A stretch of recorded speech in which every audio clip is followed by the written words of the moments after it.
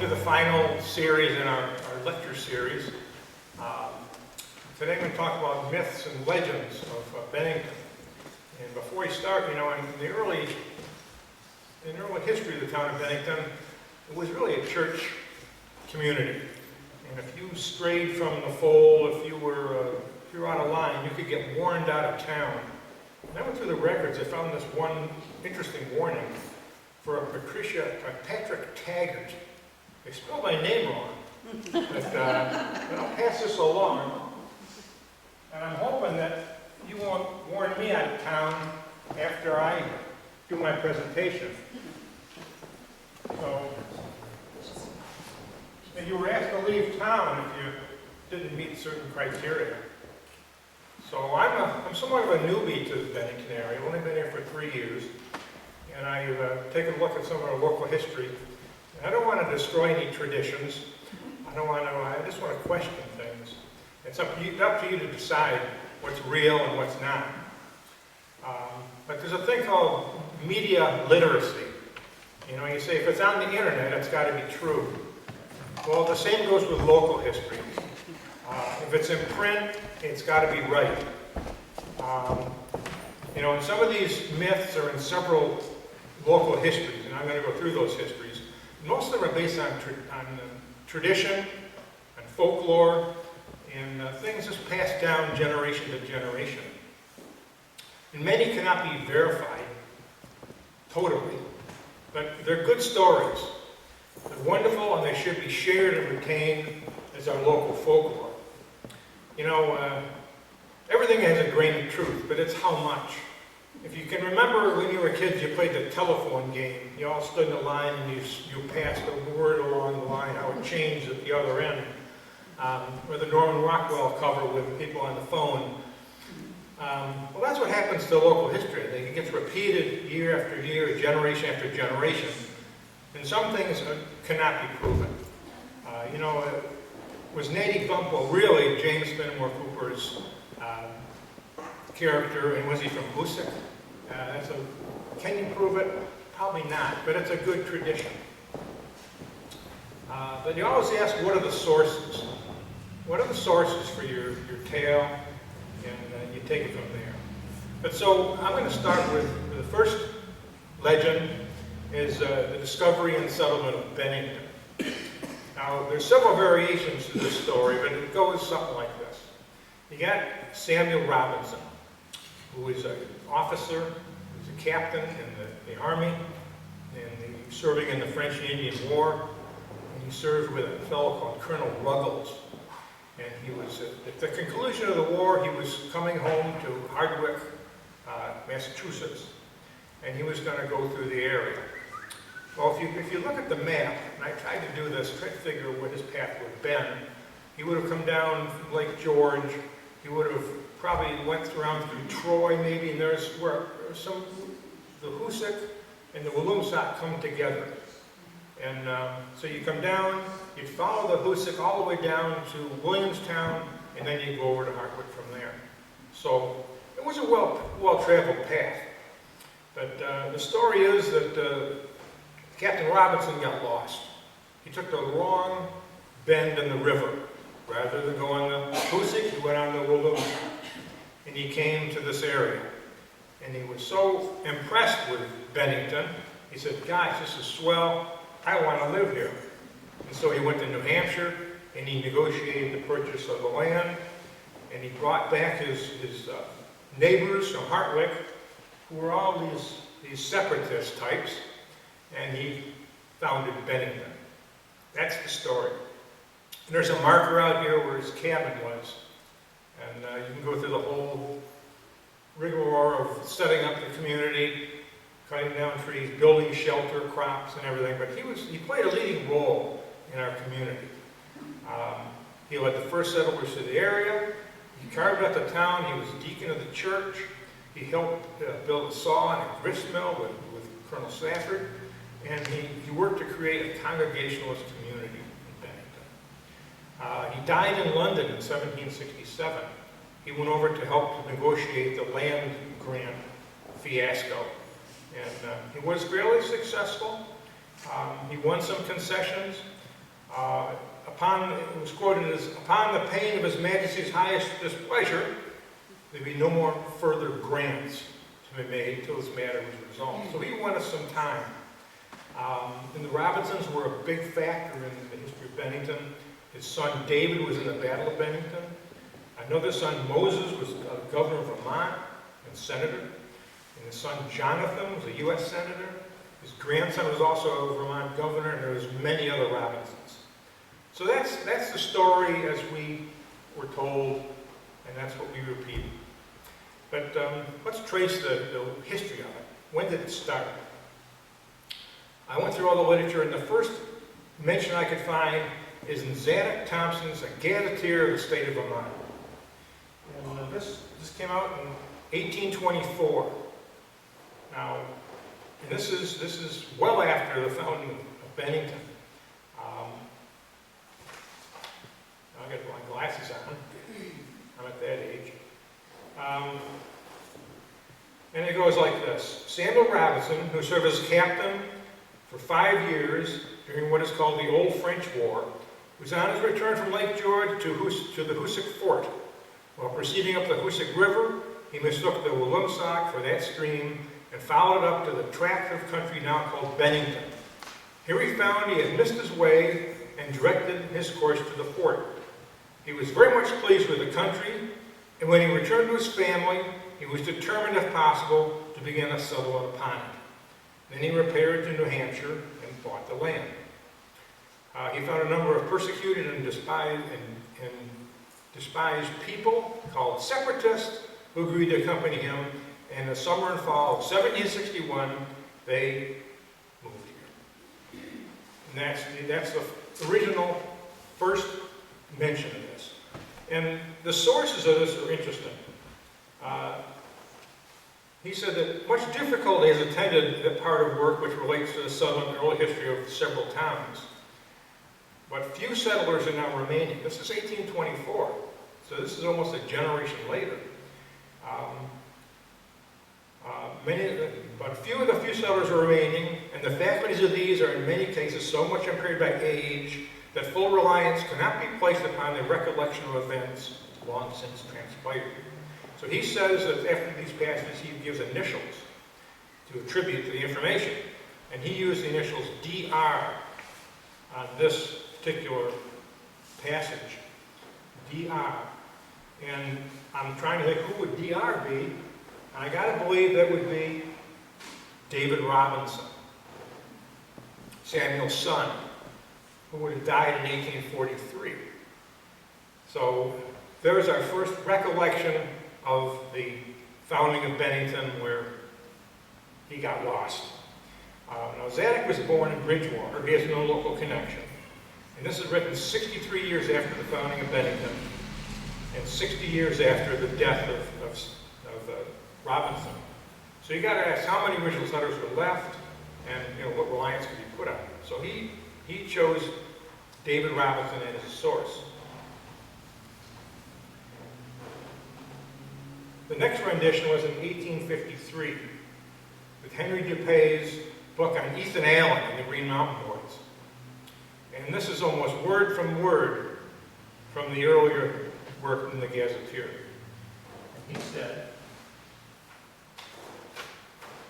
he said, Samuel Robinson of Hartwich, who had been for several years a captain in the French War, on his return from Lake George to Fort, he called it Fort Massachusetts, while proceeding up the Hoosick River, mistook the Willemsack for that stream, and followed it up to this tract of country, which had been granted under the name of Bennington. There he discovered he had missed his way. He directed his course to the fort. He was very pleased with the country, and returned to his family with a determination to begin a settlement upon it. He accordingly repaired to New Hampshire, made purchase of a considerate portion, and then sought for persons who would move and undertake to occupy the land. Almost word for word in the prior one. And the sources were Thompson and Williams, this book, Williams, The Early History of Vermont, Highland Hall, and so that was the second mention of it in 1853. So it's being repeated. 1867, there's a great Vermont Gazetteer that's available in the Bennington Museum. Abby Maria Hemingway put it together. It's a history of every town in Vermont. It came out in 1867. And Highland Hall, from the area here, wrote the history of Bennington before the Revolution. And he stated that tradition informs us that the selection of Bennington, tradition informs us. And that's really the only source he's got is tradition. The first settlement on the west side of the mountain was in this way. Samuel Robinson of Hartwick, Mass. had served for several campaigns as captain of the army in the French War. His returning route from Lake George lay up the Hoosick to Williamstown, hence across the mountain to Connecticut.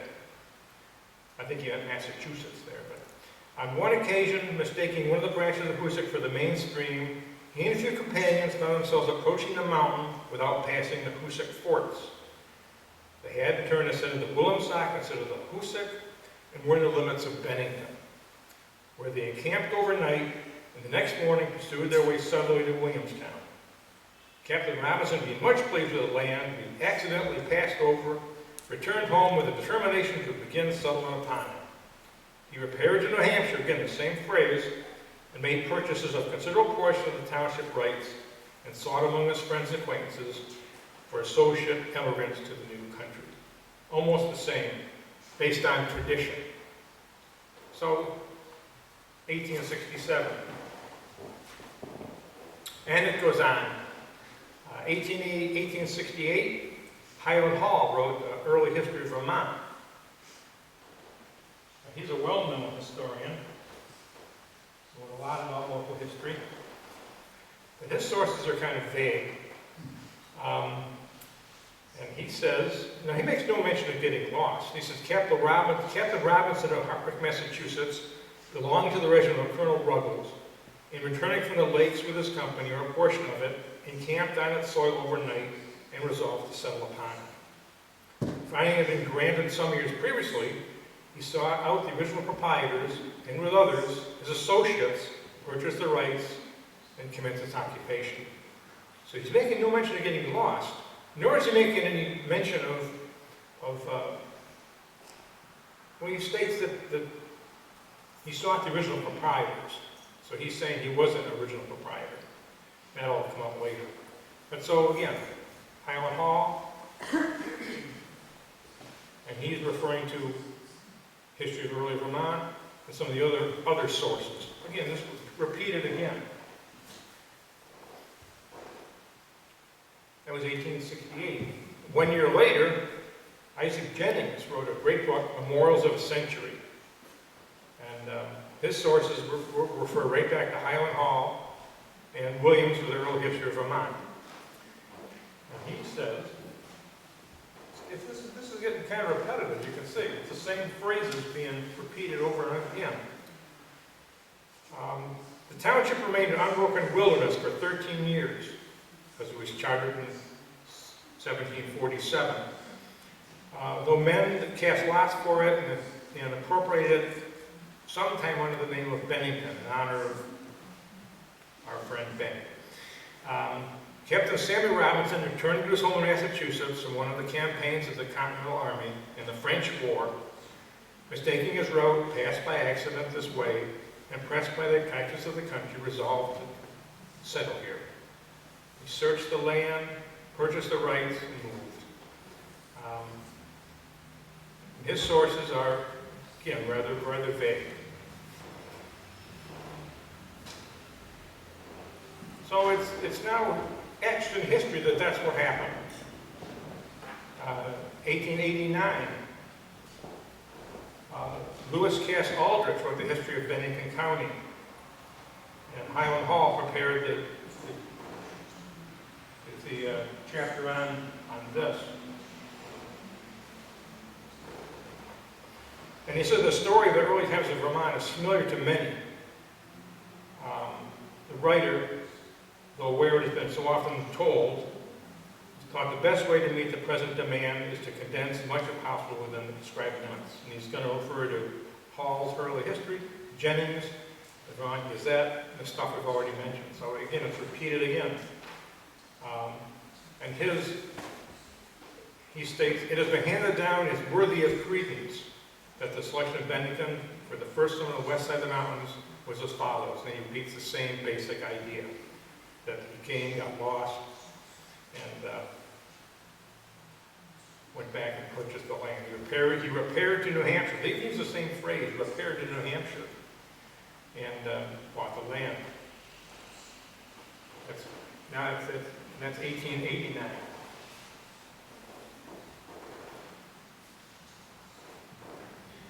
So then, 1911, things are changing a little bit. There's a historical pageant in Bennington where they took a bunch of folks and they dressed them up in colonial garb, and they reenacted the founding of Bennington, the Battle of Bennington, and it was quite a pageant. And there's pictures of these in the museum. But this 1911 historical pageant. And there's a little twist here in the story. I'm not sure who wrote this, but here's the description of the founding of Bennington in the 1911 historical pageant. Samuel Robinson of Hartwick, Massachusetts, a captain in the French and Indian War, 1754 to 60, was one of the grantees of the Charter of Bennington, and seems to have been the only one of them who realized the possibilities of the grant which they secured for his return from the seat of war. He made a detour with several other colonial officers, which brought him to a site near the spot. Later securing other rights for grantees, he visited the scene again with his sons and settled here. So there's no reference to being lost.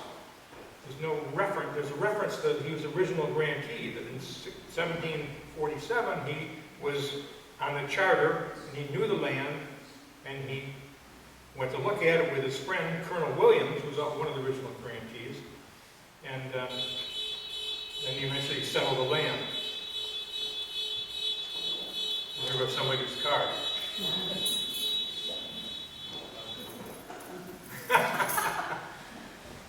We always thought that those things would be a sign of somebody stealing a car, but usually it means you sit on your keys the wrong way. So, okay, now we got a twist in the story. They're saying, I don't know who wrote this, but they're saying he's one of the original grantees of the original charter. And he detoured to inspect the site with his other colonial officers, and he settled here. Not even sure who wrote that script, but that seems to be a change in the philosophy here. And 10 years later, Walter Crockett wrote the book, The History of the Green Mountain State. And now things are changing a little bit.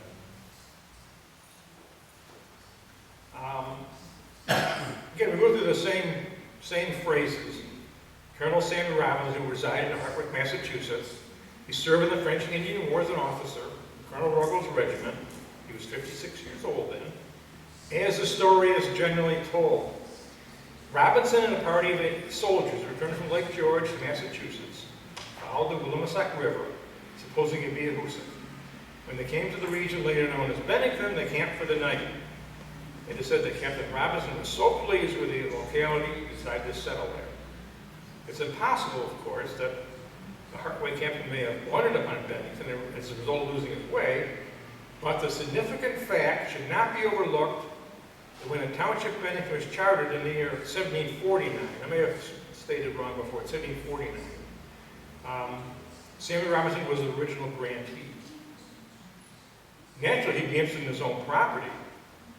Whether he visited the place by accident or design, he liked Bennington so well he returned home, got his friends, settled it. So Crockett is saying this guy was an original grantee, he knew the land, he decided to take a look at it, he brought his friends back, he settled Bennington.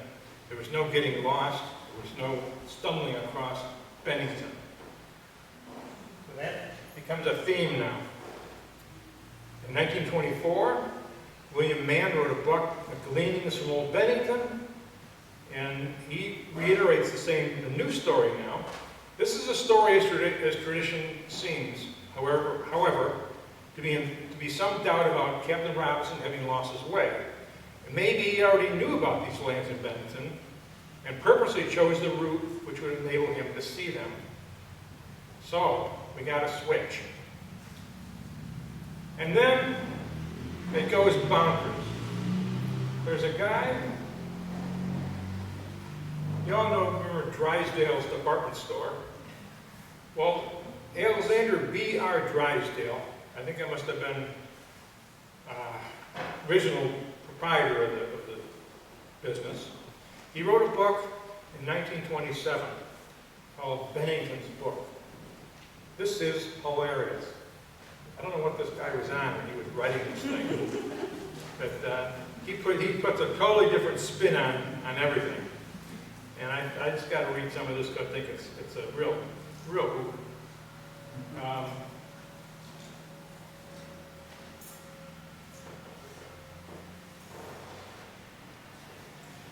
He goes through this.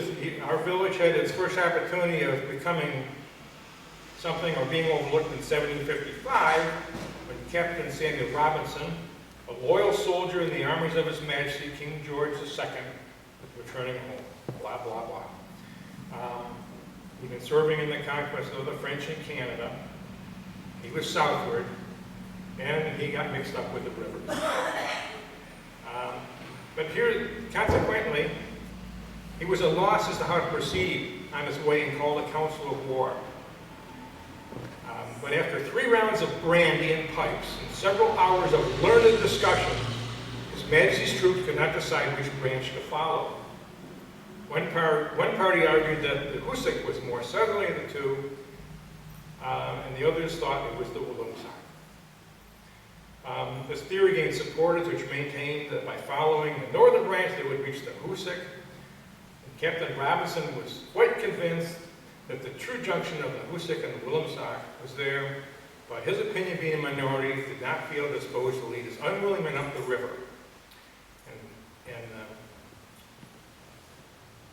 Many held that if the heads they should follow the lower river, no, they should do the northern river. This debate followed at such length after the Council of War that after its termination, night had fallen, and it would have been too dark to make out the two different faces of the shilling. They're going to flip a coin.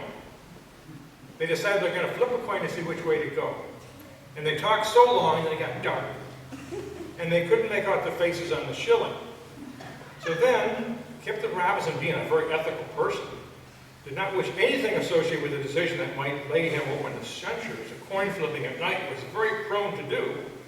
Lieutenant Harwood, moreover, now we got Harwood in the picture, who later proved to be the ancestor of a very shrewd line of New Englanders, refused to allow his coin to be carelessly tossed in the night air in a manner that might make its recovery impossible.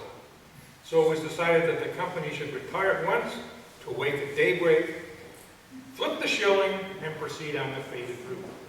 So that's how Bennington was found, the flip of the coin.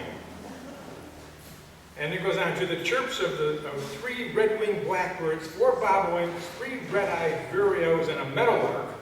Captain Robinson and his company awoke in the wilderness. After a typical Vermont breakfast of griddle cakes with syrup and sausage, prayers were offered, blah, blah, blah, blah. The captain tossed the shilling in the air. After 13 actual revolutions, it wasn't 12, it was 14, it was 13 revolutions. Came to rest at his feet, heads up. And he says, I always thought that Providence must have decreed that our valley should no longer gloom unseen. For had the shilling turned the other way of the half-revolution, the party would have gone contentedly down the Hoosick to their homes, and Bennington had never been discovered until countless years later.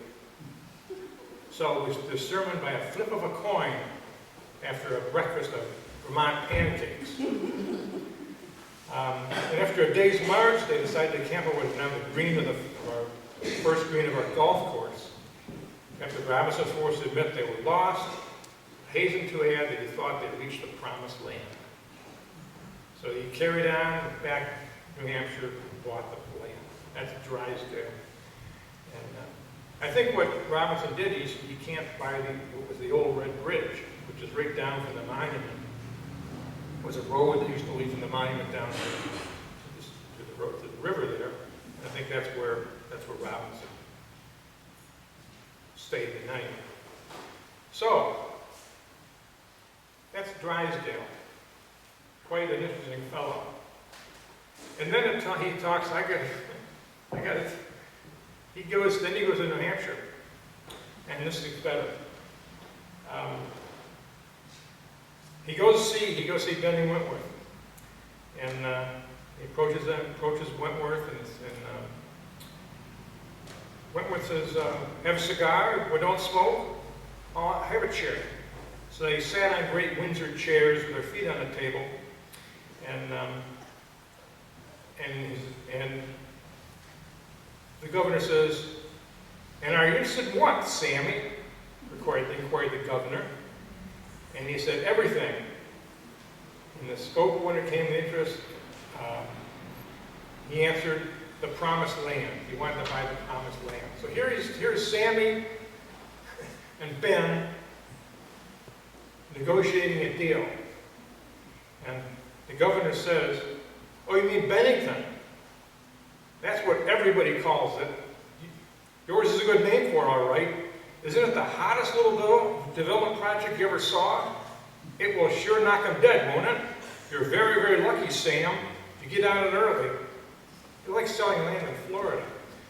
Lots like that are being bought up right and left lately. Getting pretty crowded around this section. I guess people will be going that way west to New York for more room. It isn't often you can buy such a good location on this side of the Atlantic. Blah, blah, blah. So he buys the land from Benny. Sandy buys it from Benny. And that's the Drysdale account. I went to the Bennington Museum. They got an interesting manuscript there that John Sparrow wrote. It's typewritten. It's in a notebook. It was never published. And I think he did it probably in the 1930s. Before, I think it was 1920s or 30s. And it was written on Samuel Robinson. And I think it's the last really mention I can see of Robinson walking the woods here. But Spargo is very opinionated. He takes sides and he fights his causes really hard. He says, "Fact and fable, record and tradition are so sadly jumbled, it's about as difficult to ascertain that we are on a firm basis of tested fact." So he's saying fact and fable, what is it? And he says there's something of a mystery involved our charter. So he built his argument on that. But Sprague was born in England, and his father was a stonemason, and he worked as a miner. So this is a guy that came from the working class. And he became the founder and director of the Bennington Museum in 1926. He was president of the Vermont Historical Society. He became a socialist in the early 20th century.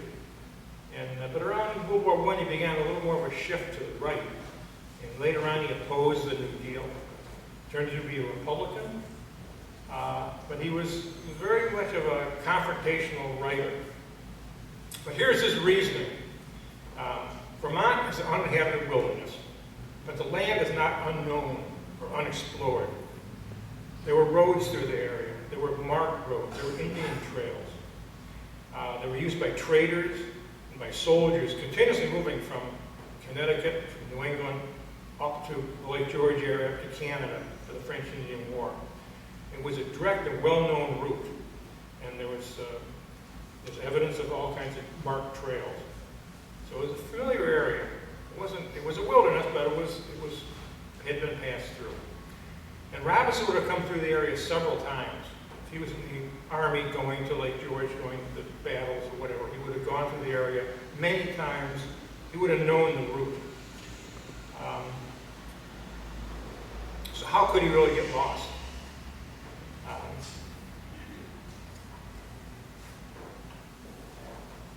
And he believes that the story of, here's a quote, "The story of getting lost and stumbling onto Bennington was transmitted through successive generations of the Robinson family." Remember, the original source was David Robinson. It was universally accepted and never questioned. And, who would question a Robinson with the lineage that I mentioned? Robinson's name does appear on the 1749 charter of Bennington, along with Sir William Pepperell's name. Now, if you look at the charter, that's the only place where there's two names. Every other lot is just one name. But that one's got two, which is unusual. So Spargo went up to New Hampshire and looked at the charter that they had in New Hampshire Historical Society. and you reviewed it with one of the people up there. Then he compared it with the original in the town clerk's office in Bennington. And he concluded it had been tampered with. The ink looked different. There were some possible erasures. There was some earlier writing under Robinson's name, and the handwriting was a little bit different. So he questioned this. Could have been a clerical error. Did they change things afterwards? It was a real puzzle. But Robinson's conclusion was or Spargo's conclusion was that Robinson was not on the original charter. He was added later. And Robinson knew that this Colonel Williams, and he was one of the original charter guys, and he was one of his comrades in the Army, and they inspected the land together. Therefore, Robinson knew the land from his friends, and he set out to purchase it from Wentworth. And when he went to London to negotiate the land claims, Spargo believes that to increase his bargaining position, he altered the charter, added his name, to give him more credence with the negotiations. This is what Spargo said. So he was not an original grantee. So Spargo says fraud.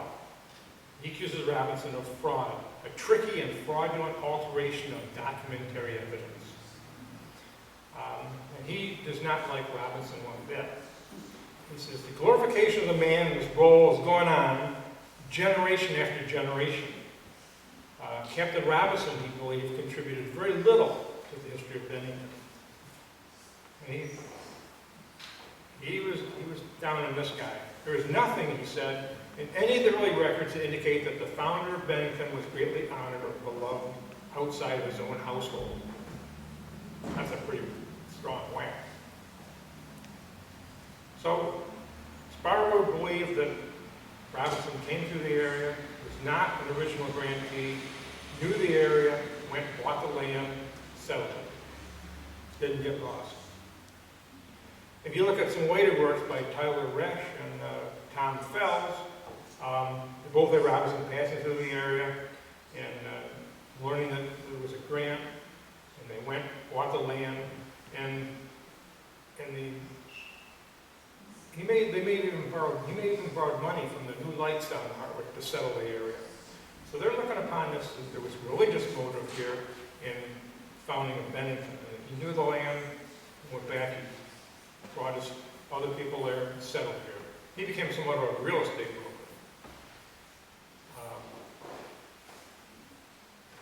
As Fells, in his works, say that when that conflict ended, with the victory of the British at Quebec, Robinson determined to settle in the area of Bennington. He traveled to Portsmouth, capital New Hampshire, bought the grantee's land by Governor Wentworth, and Bennington, Pownell, and Shaftesbury. On return home, he encouraged a group of famous like himself, all Congregationalists, to purchase shares from him and to join the movement to Bennington. Pretty straightforward. So, where does that leave us? Samuel Robinson probably didn't get lost on his way home.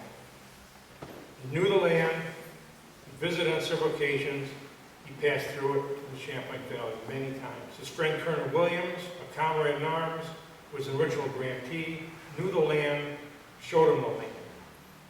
He visited, he liked it, he went to New Hampshire to buy the land.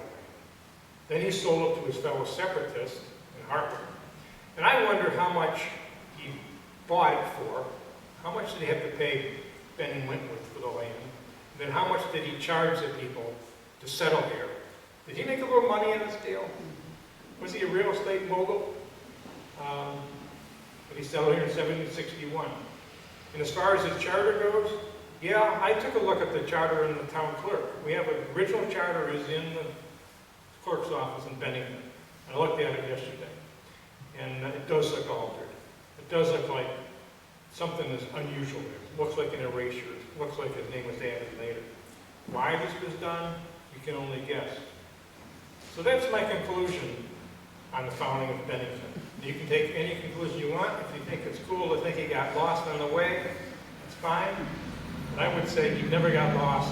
He came straight through. He liked it. He bought it. He settled here, created a religious community.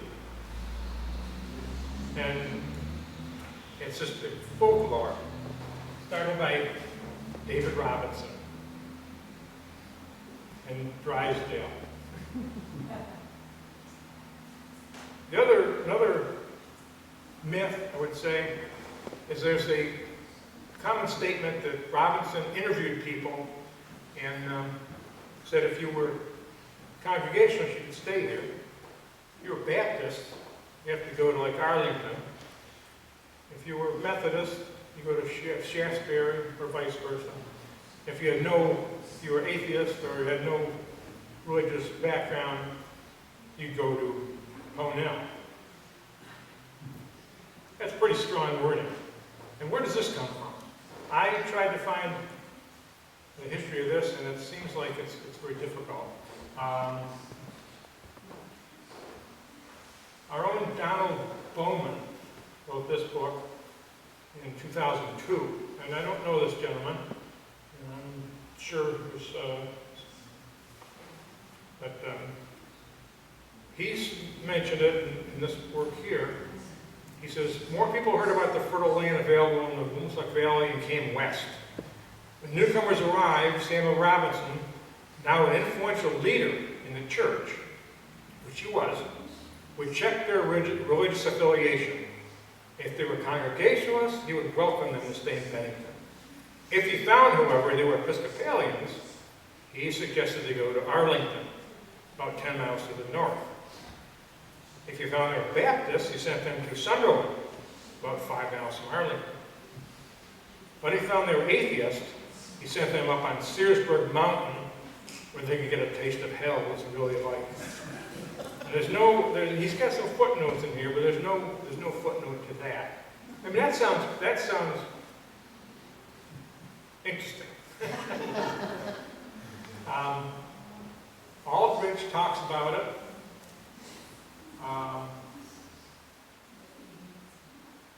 Aldrich, in 1889, he talks about it, and he said, Captain Robinson, one of the first settlers, a prominent man.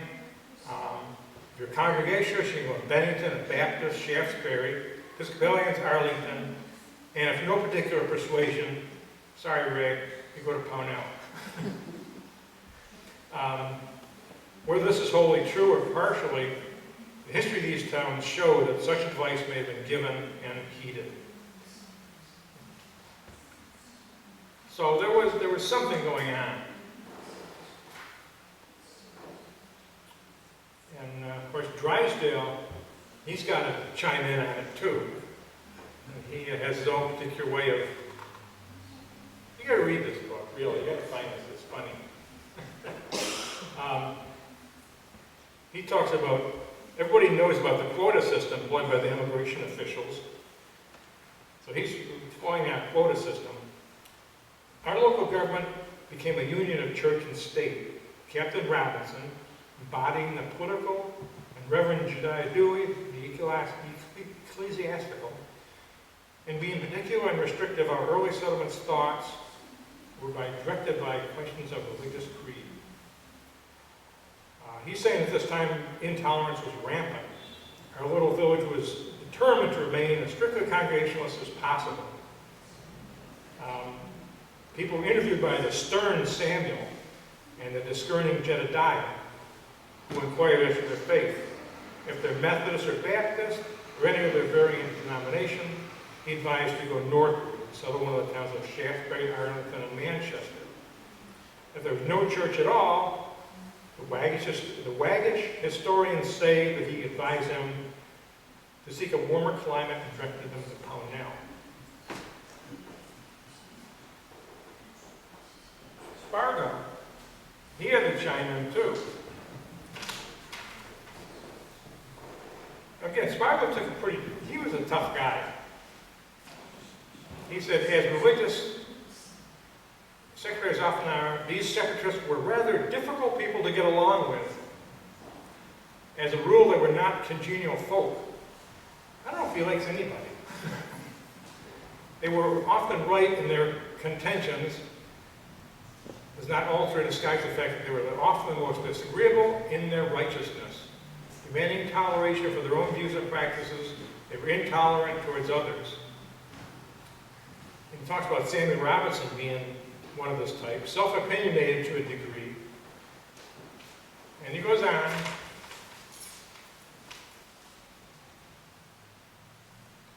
And if they were Congregationalists, he advised them to settle in the neighborhood.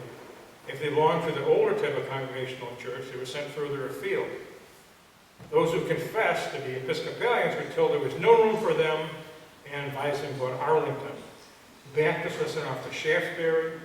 Well, people who admitted they were not adherents to any church went to Pownell, which placed Longbourn among the Bennington people a reputation for godlessness, probably quite undeserved.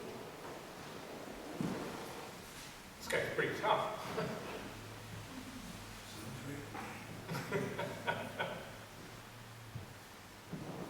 But you got to remember, this was a congregational community. And the wording is pretty hard in all these renditions here. There's nothing wrong with this. It was a church-state community, and people would not want to settle here if they were Baptists. They would probably willingly go to Manchester, Arlington, Shaftesbury, whatever. And Robinson also established these communities. He established Arlington and Shaftesbury, and he offered those to other religious groups. So, just as he did when he settled and created Bennington, he just had Congregationalists. He thought, well, Arlington can be Episcopalians, Shaftesbury can be Methodists, and everybody's happy. So I doubt very much if he was down on Pownell or Searsburg. But I think this was a normal flow of things. When you came to a community, you'd follow your religious roots and live in that community. And you were taxed accordingly. In Bennington, you'd be taxed if you were living in the town, the tax would go to preserve this church, build this church. You could opt out of that. But so people wanted to live where their religion was in charge. So I would kind of discount some of those harsh words that were in some of these books. And Pownell, I want to say, you can be redeemed. Searsburg, too. Another thing that is often talked about is a horse race. There's many renditions of this race. You know, in Oklahoma, in 1893, there were land rushes. People, you've probably all seen the movies and the westerns where they all lined up and on their horses and the gun went off and they all rode to claim their land. So at noon, on September 16th, 1893, they fired off the cannon and the land rush was on. You went to stake out your land. That was a big deal. But was there a horse race in Bennington? Some sources say yeah. Jennings. Jennings refers to a race. He said, she's talking about Harwood, Bridget Harwood. She rode on horseback, as did the other ladies of the company. As they neared the line, they raced their horses, each vying with the other to be the first to pass over into the Bennington Township. Thus they brought their effects on horseback and came by guidance of marked trees. So that doesn't sound like a land rush to me. It sounds like, okay, Bridget, I'll race you to the border. Let's see who gets there first. And that was Jennings.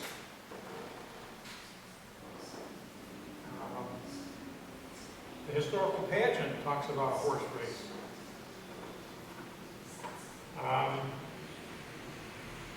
It is related that as they neared the boundary line indicated by the blazed trees, several of the women, whose horses were not as heavily loaded with household goods as those of the men, raced to see who would cross the line first.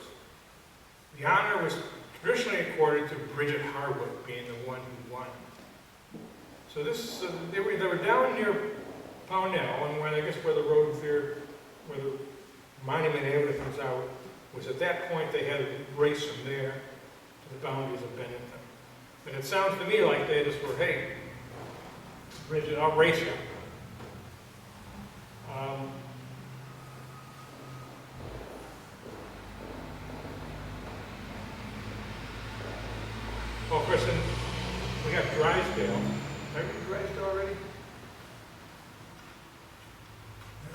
Did I do that? Yeah, I did. The race. Get ahead of myself.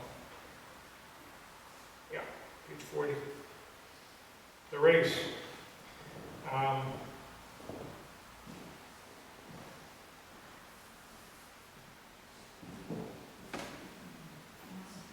Historians, however, debate as who got to Bennington first. You missed there was a race, but I'm not sure who got here first. Harwoods or Robinsons. I must record that his story as it is. They decided on the left road, and we're about to start, and Robinson turned to Harwood and said, "I'll bet you, brother, I can get there first." These were our founder's exact words, since he mentioned no specific stakes. I'm sure there's no person so narrow as to class him with men who risk all on 5 cards. Blah, blah, blah.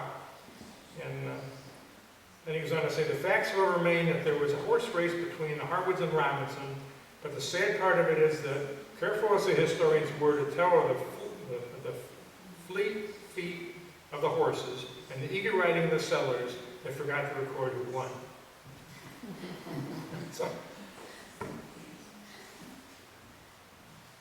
So was there a horse race? And Spargo chimes in too, of course. He's got to put his nose into it. The familiar tradition and story is on the 18th day of June, 761, first settlers came. And according to the story, a party of the 23 came together, find their way by means of trees placed for their guidance. As the party reached the town line, the ladies raced their horses to see who would achieve the distinction of being the first to enter the new township. The race was won by Bridget Harwood. But then he questions whether she was the first female to enter Bennington, because earlier Robinson's, Hannah Robinson had already been here. So that served no purpose. But he's saying it was the ladies who had the race. So I don't think it was a land race. I think you could say that the land was picked out and they had their assigned places. Don Bowman also mentions it. And a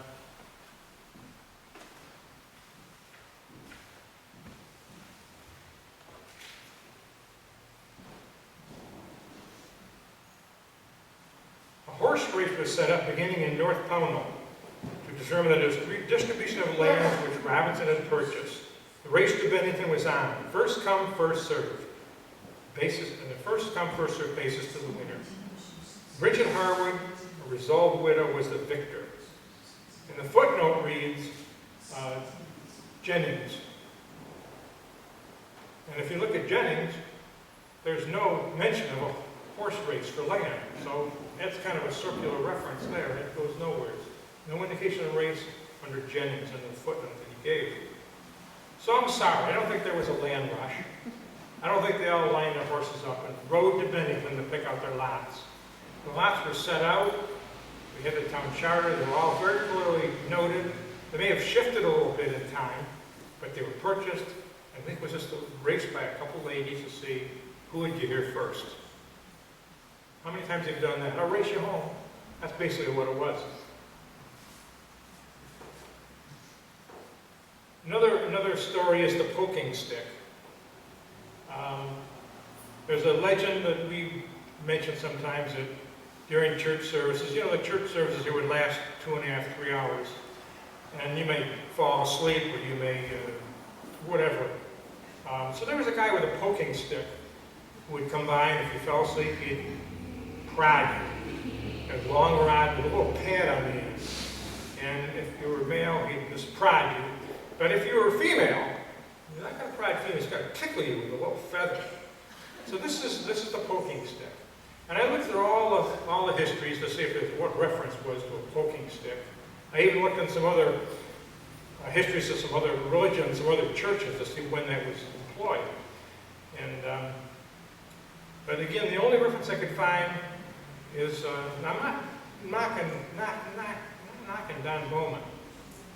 He's okay, my book, but it's something like question. So, the poker. He talks about the poker in this book here. He says, should a church member be so unfortunate to fall asleep, a poker was summoned. And he would tickle you, poke you, whatever, to bring you back to consciousness, And he relates, his source is an eyewitness experience. He's got this footnoted. It's been verified by an eyewitness. An old woman came into the church around the year 2000. That's when the book is written. And told the docent that when she was a young girl, her grandmother warned, if she misbehaved, the man who sat in the rear of the church would come after her with a long stick. Okay, so I kind of thought about that for a minute. If it happened in 2000, and this was an older woman, say she was 90, she'd be born around 1910. So if she was maybe like 5 years old when she was a little girl and heard the story from her grandmother probably would have been born, if you just did the math, maybe the middle of the 19th century, say 1850.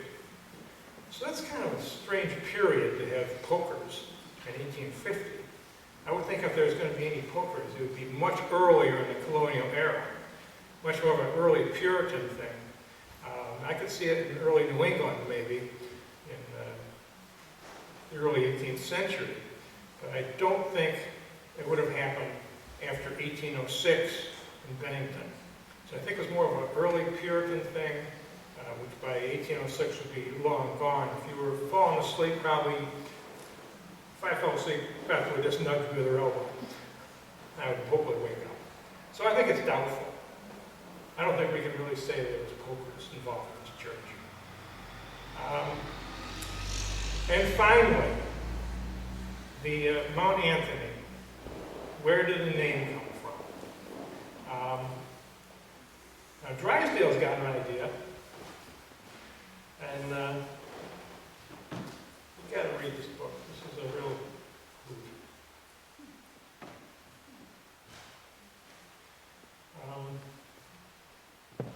Now he felt it was a couple of things. He felt it was French missionaries who settled here or came through the area early on, and they made St. Anthony of Padua. They made a St. Anthony's cross. But he thought that seemed rather problematical. He thought there also was a hermit that lived on the mountain, Mr. Anthony. He was like a Rip Van Winkle, he said. And he never returned from one of his rabbit hunting excursions. And they called it Mount Anthony. The only source I could find that really went into it heavily was go back to Spargo and his unpublished essays. He said first it could be named after General Anthony Wayne, Mad Anthony Wayne of the Revolutionary War. He said, no connection with Bennington whatsoever. That can't be true. Then he thought maybe it was named after Anthony Haswell, a reprinter and founder of the Vermont Gazette. But now it wouldn't fit in on the timeline there. That wasn't bad. But too bad it can't be, but that's not going to work. The St. Anthony of Padua thing. The Jesuits building a small shrine in the Hoosick and Williamstock rivers. He thought about that. Nah, not really. This was not a Roman Catholic area. This was a congregational area. He said there's not a scintilla of evidence to support this romantic theory, so he ruled that out. Then he came down to St. Anthony, or came down to Peter Anthony, just like our friend Drysdale did. Peter Anthony was a hermit. He lived on the mountain by himself in a little cabin. He didn't live in a cave. He lived in a little cabin, and he had a hermit-like existence. People would see him now and then. And he went out hunting one day, in the winter, and he slipped on a rock ledge and fell. And he was found many days later, mangled and frozen stiff, according to Spargo. So he felt that's where the name came from, the hermit, Peter Anthony. And what's interesting is that Susan B. Anthony claims to be related to this guy. And she actually visited Bennington in the 1850s to research her genealogical ties to this area. So whether she was related to the hermit, I don't know. So there you are. I would say it's Peter Anthony Mountain. So there's my spiel. I don't think Sandy got lost. I don't think there was a poker. I think it's Mount Anthony, and I don't think there was a horse race. So you can accept that for what it is. You can disclaim it. You can, whatever is good, it's all good stuff. But that's what I found. So I'm going to stick to it. So if you get any questions or if you want to refute anything or add more information, I'm always interested. Yeah. Do you have any information on what your great-great-great-great-grandfather did to get excommunicated? No. It's not really a relation. They spelled the name wrong. But no, there was many reasons for being mourned out. If you were in poverty, they'd kick you out. If you were if you did something wrong, if you were excommunicated, or if the church court decided that you were a bad person, you were drunk all the time, maybe you might get mourned out. What about if you didn't come to church on a regular basis? Well, you could get excommunicated, and I suppose possibly warned out if it got to be chronic. Now, this warning out, they'd send you the letter, but whether you actually left or not is another matter. Especially, it was mainly used if you were destitute. They just didn't want homeless people, so they'd just send you to the next town. Gracious. Drysdale, of course, is entirely school. He's making fun of his fellow residents who try to inflate the history. Okay. Yeah, I think I need to do more research on that. Yeah, It's entirely. yeah, it's funny. It really is. His writing is so verbose. It's like Victorian writing. It's funny. Yeah. When was Williamstown founded? Well, boy, it was before Bennington, in the 40s maybe, 1740s. Maybe earlier, anybody sound good? Yeah. It sounded like they referred to Bennington as being this vast wilderness, but they refer to Williamstown like it's already a town. And I mean, Yeah, it was there. Close. Well, it was close, but if you're on a horse, Yeah. it's probably a good ride. So Bennington was somewhere. You can argue Bennington was not a wilderness, but it was uninhabited, and it was rough land, and had to be cleared and settled. And yeah. Just as a reference point, the Don Bowman you're speaking of was a member of our church, and he headed our open church Okay. process, so that's why he was involved in informational materials for the docents to use. Yeah, it was good. It's a good work he did. This is good. It's got a lot of good information in it. Yeah. Jane? We know that there were people here, especially in North Bennington, who had grants from the Royal Governor of New York when Robinson came. And I want to know, have you seen any reference to those people? No. I've seen references to the Dutch folks, maybe further south, maybe. Well, there were settlements in Rensselaer. Yeah. We are Walloomsac-Wick, Oh, this- Walloomsac-Patent, Yeah. and there are houses on West Road or the West Mountain Road in Shaftesbury, and No. Haviland had the privilege of damming Perrin Creek, and he was here when Robinson came, and he dammed the creek for power. So there are houses that date to that period, that are built with Dutch framing, which is vastly different than English. But it's really hard to find that information. Yeah, I found references to it. So there's somebody in North Bennington who's done deed research from New York. And But I haven't read it recorded by Bennington that they were usurpers, or, Well, I mean, they wouldn't say they were usurpers anyway. the only reference I saw was Robinson at one point said they didn't want to go too far south because they didn't want to get into the environs of those Dutch people. And that would And that would have been be, where? that's the That would have rest been- of Well, That's Dutch, Oh, now? Dutch tenant farmers. Beg your pardon? West of, Okay. Dutch tenant farmers were living in Powell in the 1750s. It was before Powell was chartered. So Bennington, this wasn't the first settlement in the area then. There were other things going on. But it still was a wilderness of forest and wasteland. Not wasteland, but forest land. which is not waste. No, forest land. Shouldn't say that. All right, well, this concludes our lecture series. We're going to try to get next year. And I was thinking of maybe trying to do it in the evening. We'll have to see if anybody has any ideas about presentations.